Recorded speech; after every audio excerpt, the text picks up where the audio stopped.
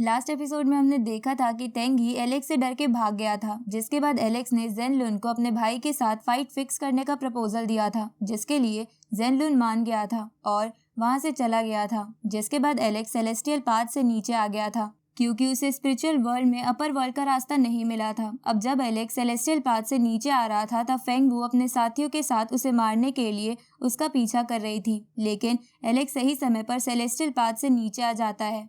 जिसके बाद वो दोनों ओल्ड मैन ब्रोंज गेट को बंद कर देते हैं। जिसके बाद वो एलेक्स को कुछ ट्रेजर देते हैं और उसके बाद एलेक्स सी किंगडम में आ गया था। अब आगे तो एपिसोड 100 की शुरुआत में हम अपर वर्ल्ड के एंशिएंट पैलेस को देखते हैं, जहां पर अपर वर्ल्ड की सभी टॉप फोर्सेस जैसे क्लैन सेक्ट से 7 मेंबर्स इकट्ठा होते हैं, जो सभी डिवाइन फ्लेम्स लेवल पर थे। और आज ये लोग यहाँ पर एक डिसीजन लेने आए थे, जिसमें ये लोग अपर वर्ल्ड के एक बंदे को लोअर वर्ल्ड में भेज के प्रिमोडियल रिकॉर्ड्स और बाकी खास ट्रेजर चुराना चाहते थे।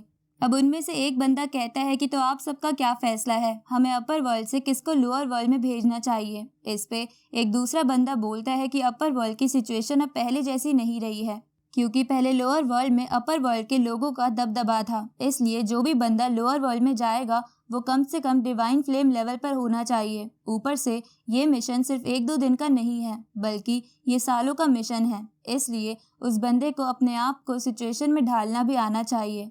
तभी उनमें से एक बंदा कहता है कि क्या आप सबको ये मिशन गलत नहीं लग रहा। इस पे दूसरा बंदा बोलता है कि ये मिशन चाहे गलत हो या सही, पर इसकी वजह से हमें बहुत सारे ट्रेजर्स मिलने वाले हैं, इसलिए हम ये मौका नहीं छोड़ सकते। उसी वक्त एक और बंदा कहता है कि हम ये ट्रेजर वाला मिशन करें या ना करें, लेकिन हमें उस बंदे के बारे में नहीं भूलना चाहिए जो हाल ही में स्पिरिचुअल वर्ल्ड में आया था और वहां पर उसने कई गार्ड्स को मार दिया था। इसलिए हमें उस बंदे से संभल कर रहना होगा, क्योंकि अगर वो और ताकतवर बन गया तो वो डायरेक्टली हमारा कट्टर दुश्मन बन जाएगा। ये सुन के एक बंदा कहता है कि मैंने उस लड़के के बारे में सुना है, वो बस फॉर्मेशन गैदरिंग लेवल पर है, इसलिए तुम्हें उसके बारे में इतना बड़ा चढ़ाकर नहीं बोलना चाहिए। इस पे वो बंदा कहता है कि मुझे तो ऐसा बिल्कुल नहीं लगता, बल्कि मैंने तो सुना है कि वो लोअर वर्ल्ड की किसी किंगडम का एम्परर है और उसके कनेक्शंस इमोर्टल विंग से भी है, इसलिए चाहे कोई भी र्यूमर्स हो, हम उस लड़के को जिंदा छोड़ने की गलती नहीं कर सकते।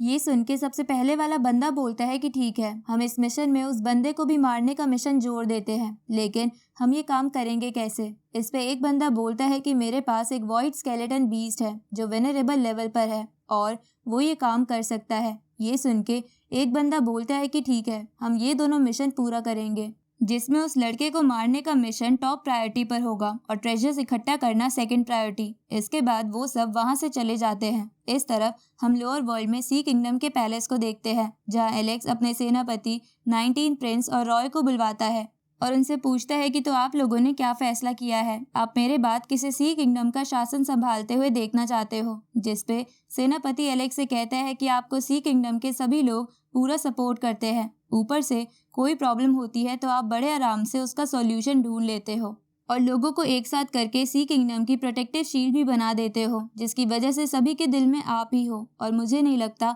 आपके जैसा रिप्लेसमेंट हम कहीं भी ढूंढ पाएंगे। इस पे एलेक्स सेनापति से कहता है कि मुझे इससे भी बड़ी प्रॉब्लम से डील करने के लिए अपर वर्ल्ड जाना है, जिसमें मुझे बहुत टाइम लग जाएगा, इसलिए आप मुझे रुकने के लिए फोर्स मत करो और बस इसका फैसला करो कि मेरे बाद गद्दी कौन संभालेगा। इसके बाद एलेक्स 19 प्रिंस से पूछता है कि क्या आप मेरी जगह लेना चाहोगे। इस पे 19 प्रिंस एलेक्स से कहता है कि मैं इस किंगडम में आपके जितना कंट्रीब्यूट नहीं कर पाऊंगा, इसलिए मेरा इस गद्दी पर बैठना सही नहीं होगा। इस पे एलेक्स 19 प्रिंस से कहता है कि तो आप मुझे किसी का नाम रिकमेंड कीजिए। ये सुन के 19 प्रिंस सोचने लगता है। तभी एलेक्स रॉय की तरफ देखता है, क्योंकि वो रॉय को अगला राजा बनाना चाहता था, लेकिन रॉय में अब भी इतनी हिम्मत नहीं थी कि वो खुद आगे आके सी किंगडम को प्रोटेक्ट करने का प्रॉमिस कर सके। तभी 19 प्रिंस एलेक्स से कहता है कि मैं आपको किसी बंदे का नाम बताना चाहता हूँ जो इस गद्दी के लिए बहुत लायक है। ये सुन के एलेक्स उसका नाम पूछता है तो 19 प्रिंस एलेक्स को बताता है कि उसका नाम सी हैंग है। तभी 19 प्रिंस की बहन भी एलेक्स से कहती है कि सी हैंग हमारे रॉयल बॉर्डर्स को अच्छे से गार्ड कर रहा है और उसे अच्छा खासा एक्सपीरियंस भी है, इसलिए वो इस गद्दी के लायक है। उसी वक्त सेनापति भी एलेक्स से कहता है कि हाँ, सी हैंग की रेपुटेशन भी लोगों के बीच काफी अच्छी है और वो जल्द ही वेनरेबल लेवल पर पहुंच जाएगा। तभी दूसरा सेनापति बोलता है कि मैंने सुना था कि आपको एम्परर चुनने से पहले पिछले एम्परर ने सी हैंग को ही एम्परर बनाने का सोचा था, ये सुन के एलेक्स कहता है कि ठीक है, मैं सी हैंग के बारे में अच्छे से सोचूंगा।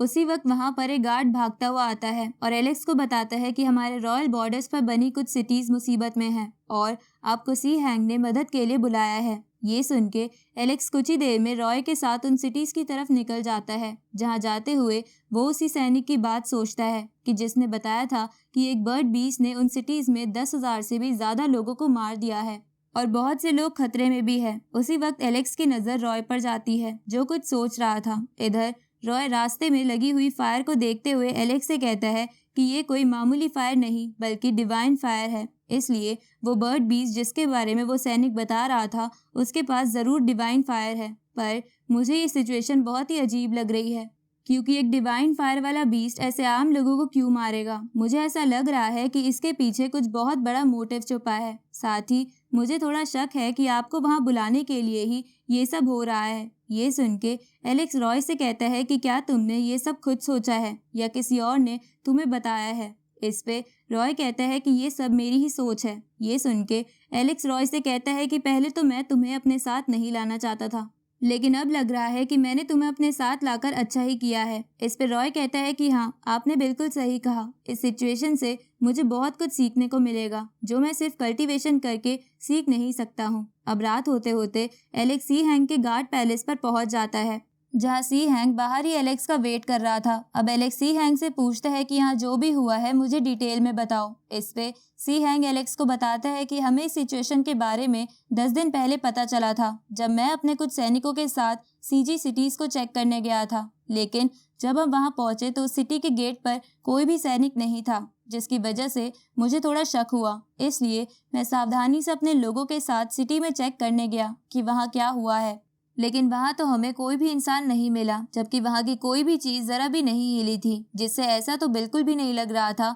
कि कोई जबरदस्ती उन लोगों को लेकर गया है, बल्कि सिचुएशन तो ऐसी थी जैसे वो सब अचानक से गायब हो गए हो। इसके बाद सी हैंग बताता है कि जब मुझे उस सिटी में ऐसी स्ट्रेंज सिचुएशन देखने को मिली तो मैं सीजी सिटी के सबसे पास वाली सिटी में चेक करने गया, लेकिन उस सिटी में पहुंचने से पहले ही हम पर एक बर्ड बीस्ट ने हमला कर दिया, जहां हमने कुछ लोगों को तो अपने सामने अचानक से स्पिरिचुअल एनर्जी में कन्वर्ट होके खत्म होते हुए देखा था। इसलिए हम सभी लोगों ने वहां से भागने की कोशिश की, लेकिन मेरे अलावा वहां से कोई नहीं बच पाया। ऊपर से उस बीस्ट ने तो वहां के बाकी बीस्ट को भी नहीं छोड़ा और ऐसा लग रहा था कि वो बीस्ट 1 मिलियन लोगों को तुरंत ही निगल सकता है। इसलिए ऐसी सिचुएशन देखकर मैंने आपको मदद के लिए बुला लिया, लेकिन अब वो बीस्ट अचानक से इधर उधर हमला कर रहा है, जिसकी वजह से अब तक शायद 8 मिलियन लोग मारे गए होंगे। ये सुन के एलेक्स को सोचने लगता है। तभी रॉय सी हैंग से पूछता है कि तुम्हारे कहने का मतलब है कि तुम्हारे अलावा जिसने भी उस बीस्ट को देखा है वो सब मारे गए हैं। पर तभी एलेक्स रॉय से कहता है कि सी हैंग अपने साथियों के मरने की वजह से अभी थोड़ा दुखी है, इसलिए तुम अपने सारे क्वेश्चंस इससे कल पूछ लेना। अब इस पे सी हैंग एलेक्स से माफ़ी मांगते हुए कहता है कि आप मुझे माफ़ कर दीजिए, मैं आपके सी किंगडम के कई लोगों और साथियों को नहीं बचा पाया। इसके बाद सी हैंग एलेक्स से कहता है कि आप आज रात हमारे रॉयल टेम्पल में रुक सकते हैं। ये सुन के एलेक्स सी हैंग से कहता है कि तुम्हें दुखी होने की कोई ज़रूरत नहीं है, मैं सी किंगडम के लोगों की मौत को ज़ाया नहीं जाने दूंगा और जिसने भी सभी को मारा है मैं उससे हर एक खून की बूंद का बदला लूंगा। अब एलेक्स रॉय के साथ टेम्पल में आ जाता है, जहाँ सामने एक मूर्ति थी।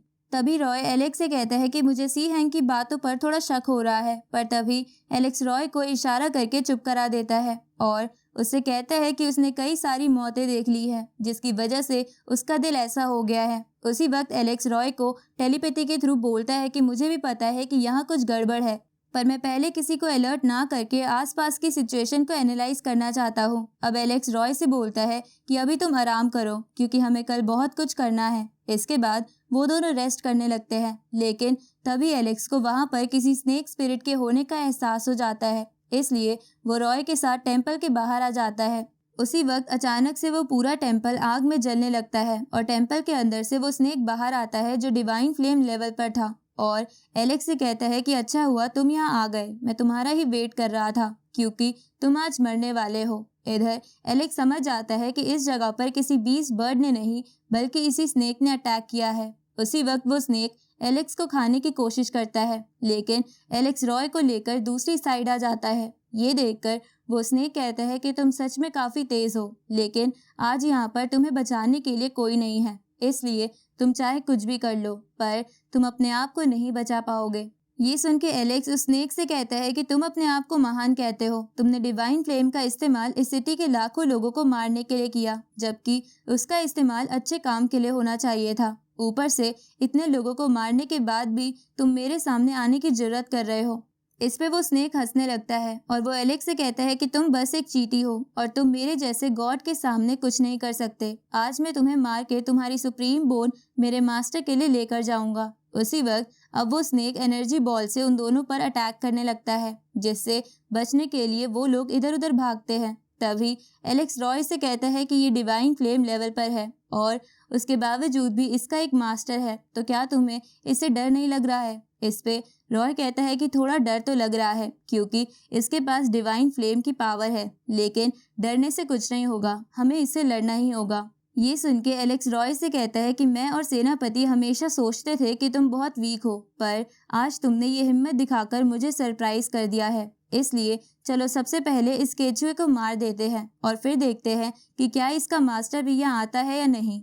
इधर वो स्नेक एलेक्स से गुस्से में कहता है कि तुम्हारी हिम्मत कैसे हुई मुझे केचुआ बोलने की, अब तो मैं तुम्हें मार के सी किंगडम के हर एक बंदे को खत्म कर दूंगा। ये सुन के एलेक्स उस स्नेक से कहता है कि तुम मुझे बस एक केचुए ही लगते हो, भले ही तुम्हारे पास डिवाइन फायर है, पर तुम्हारे पास दिमाग अब भी नहीं है। तुम्हें क्या नहीं दिख रहा है कि मुझे तुमसे बिल्कुल डर नहीं लग रहा है, क्योंकि मैं तुमसे लड़ने के लिए बिल्कुल तैयार हूँ।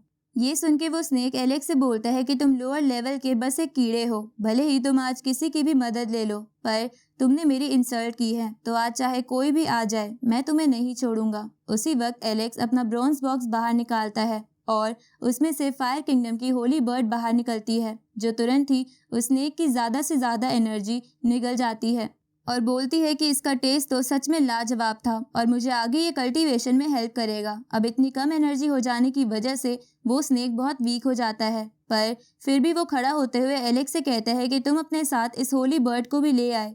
ये सुन के एलेक्स कहता है कि डिवाइन फ्लेम का नाम सुन के भी मैं बिना तैयारी के कैसे आ सकता था। उसी वक्त वो स्नेक फिर से आसपास की एनर्जी को एब्जॉर्ब करके ताकतवर बन जाता है और एलेक्स की तरफ बढ़ने लगता है, तो वो होली बर्ड भी अपने असली रूप में आ जाती है और स्नेक की बॉडी को नोच डालती है, जिसकी वजह से वो स्नेक अपनी एनर्जी से होली बर्ड पर अटैक करने की कोशिश करता है, लेकिन होली बर्ड उसका मुंह बंद कर देती है और उस पर अपनी फ्लेम से अटैक करती है, जिसकी वजह से वो स्नेक नीचे जाके गिरता है। पर वो फिर से खड़ा होकर होली बर्ड को मारने की कोशिश करता है, लेकिन होली बर्ड उसे अपने पंजों से पकड़ लेती है, जिसकी वजह से वो स्नेक जोर जोर से चिल्लाकर अपने मास्टर को बुलाने लगता है। तभी हम उस टेम्पल के स्टैचू को देखते हैं जो अचानक से बोलता है और इसी के साथ ये एपिसोड यहीं खत्म होता है।